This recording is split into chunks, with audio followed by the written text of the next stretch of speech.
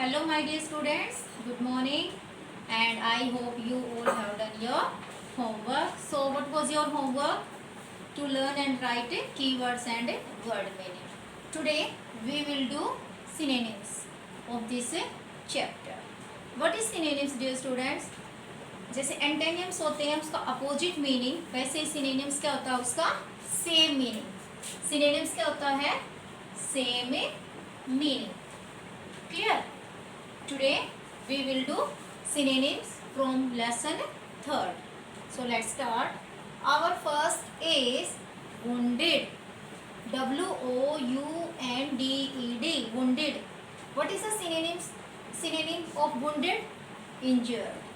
INJURED. Injured. Second is return. What is word? Return. And what is the synonym of return? Give back. Return होता है वापस करना. Clear? Give back. Third is protect. What is third? Protect. Protect synonym of protect is save. What is synonym of protect? Save. Effort. EFFORT. Effort. Effort होता है try. Effort try. Fifth is FRIGHTENED. Frightened. Frightened means scared. डरा हुआ.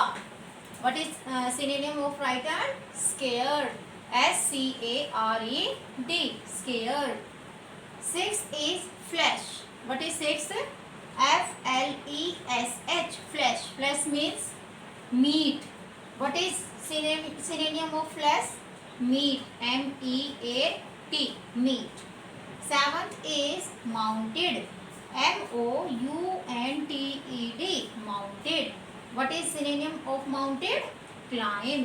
CLIMBED. Climb. What is let's do again. Wounded. Injured. Wounded. Injured. Return. Give back. Return. Return करना. Give back. वापस करना. Clear? Protect. Save. Protect. Save. Effort. Effort try. Effort करना. Try करना. Frighten. Scare. Frighten means scare. डरा हुआ. Flesh. Meet.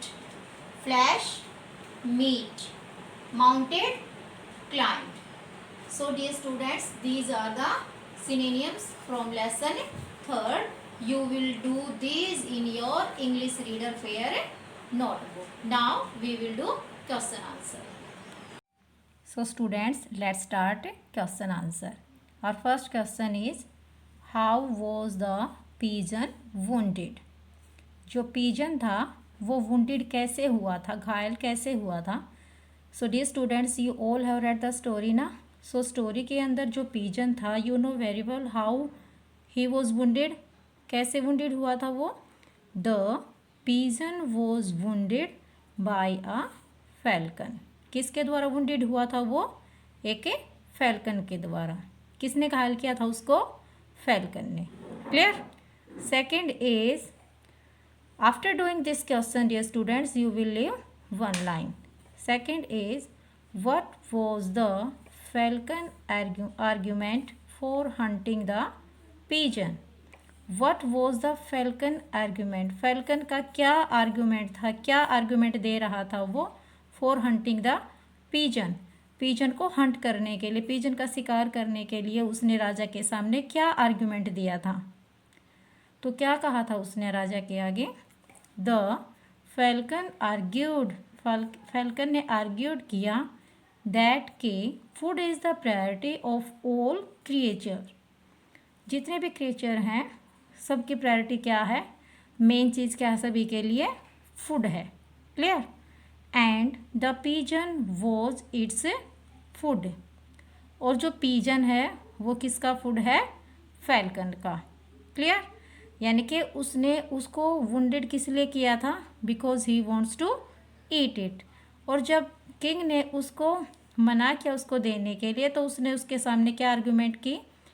जो food है, food is the priority of all creature and the pigeon was its food. Clear? Now come on next. What solution did the falcon offer for the king dilemma about justice?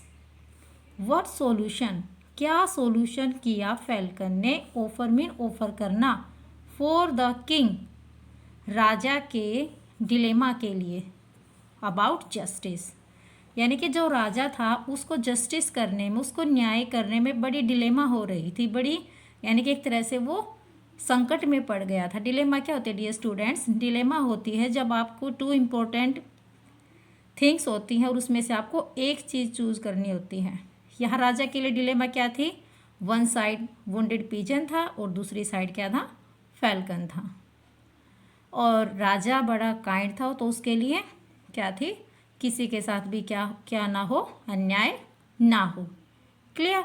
तो उसके सामने बड़ी dilemma थी। उस dilemma के लिए falcon ने क्या सॉल्यूशन ऑफर किया था? The falcon demanded that the king should give it यहाँ पे किसके लिए है? फैल्कन के लिए। सम फ्लैश यानी कि some meat from his own body equal to the weight of the pigeon. तो क्या सॉल्यूशन बताया फैल्कन ने?